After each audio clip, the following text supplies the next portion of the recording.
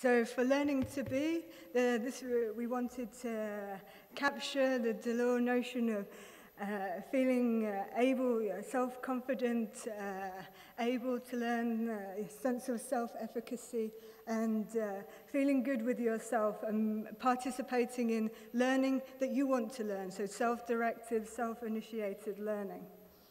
And there we had quite difficulty in finding good indicators, but we chose indicators on participation in sport, dance, cinema, going to museums, participation in non-formal lifelong learning, and hours that parents, so hours that fathers and mothers could spend with their children, and also the use of internet. So all different ways that people can learn to be together. So this, I think, was a very interesting example of how you can develop an index on lifelong learning. Okay, so now I turn to the harsh reality of Lisbon 2010. So I go back to revisit those indicators that we had at the start and to see where we are in relation to where we wanted to be. Okay, so in order to understand the graph, here this is where we were with all the benchmarks in 2000. If you go above this line, then this would be success in terms of achieving the benchmarks which were set out. So you can see in terms of maths and science and technology that the percentage of students taking this has taken off and exceeded the levels which were projected. So in terms of this, then there has been a success. In terms of participation, right, I should just say that these are European averages, okay? So this is what is the average of the European Union scores. Participation rates in lifelong learning, well, it went up to about 2005 in a healthy way, and we made it to the benchmark, but then things gradually declined between 2005 and 2009, where we have data for, unfortunately. You see, early school leavers, well, it's at least going in the right direction, but certainly not enough progress. What do we have? Yes, this is the PISA result, which is a bit of a strange angle because we have 3 data points only here. And we can see, well, at least we made some improvement from here, but we went down from where we started in 2000. So we can say, well, safely say that our dreams that were set in 2000, unfortunately, have not altogether been met. But if we have we're going to have a look here. These are the country performances on participation, adult participation in lifelong learning. This line here is the 2010 benchmark. This line here is the future benchmark.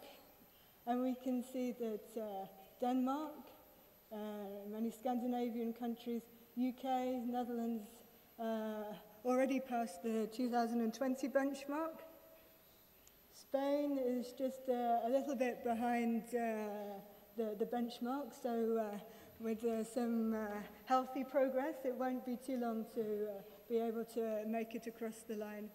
But there are a fair number of countries where lifelong learning has not really taken off yet, and considerable work, particularly in Eastern and some Southern European countries, some work needs to be done on this.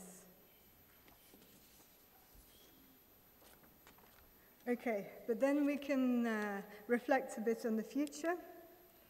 Okay, so that is the state of the play now. But then the member states got together again and said, okay, we haven't made it in all these areas, but we need to keep striving, keep working. You say one of the tools to get out of the economic crisis is through lifelong learning and education. And this meant that 2 of the new indicators are now put in the EU 2020 strategy. So what does that mean? It means that these benchmarks are not just in the field of education and training, but actually in the main thrust of European policy areas and the main thrust of the evaluation in the future of the 2020 strategy. So again, we have an indicator, a new one on tertiary education. The population holding tertiary education should be 40%. It's young adults, so not all people, but young adults.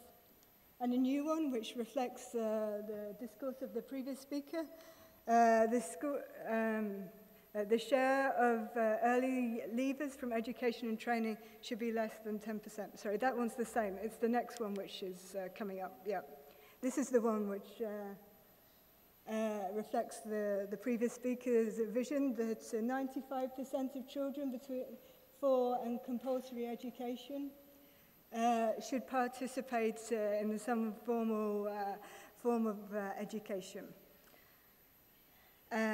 We should, we have a benchmark which is reformulated next. The share of low achieving 15-year-olds in maths, reading and science should be less than 15%, so that's based on PISA. And now our new indicator on lifelong learning, which is that at least 15% of adults should participate in lifelong learning. So we've gone up just that little bit more, and we can see if that is achievable by 2020. So then I will bring this presentation to a conclusion with some reflections. First of all, we can reflect on why the indicators and benchmarks were not met. Since I no longer work in the Commission, I can speak freely on why I think this was. You could say that it's partly due to weak policy implementation through intergovernmental processes. It meant that no one actually had to implement them. The only form of coming back to anyone was just through progress on the indicators, which was not very strong. There was no strong policy in this field. Of course, the financial crisis began towards the end, 2008, 2009 already, and this for sure has an effect on the indicators. It should be recognized that during this period we had some new countries joining, but at the same time some of these countries like Poland do quite well in PISA, so it's not these countries who are always bringing down the EU averages. So the question you might like to work out, especially if you're thinking about introducing indicators and benchmarks in the Basque country, you might want to think, have they worked? Have they helped? What was the use of producing these indicators? Well, I can say from my own experience that what they certainly help to do is draw attention to an issue, like the area of citizenship or the area of learning to learn.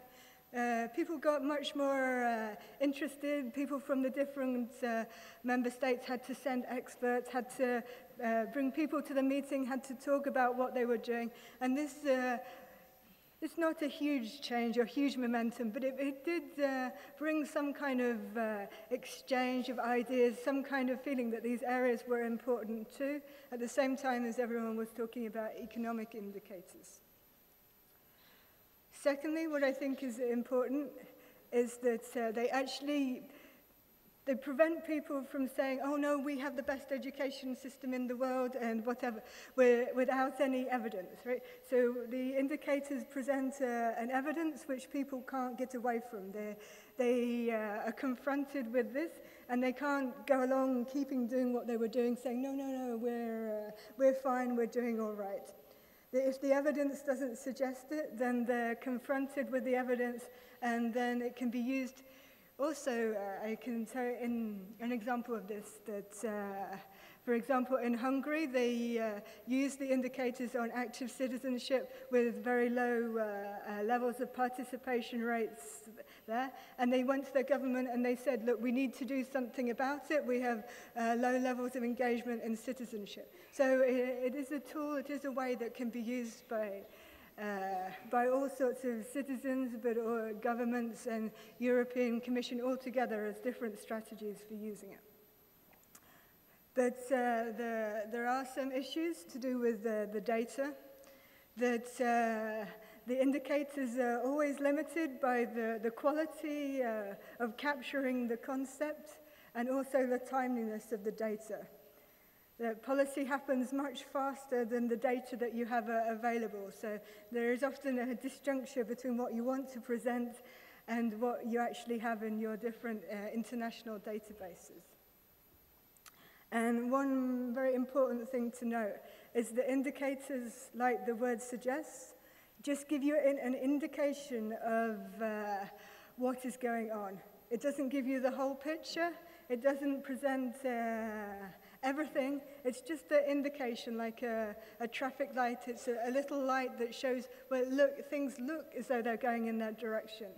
And you definitely always need to complement indicators with further and in-depth research in the country in order to understand why is this happening, what is going on behind this, in order to create changes which can improve performance or levels of indicators. So I leave you with this thought now, and I hope that you have some nice questions for me. Thank you.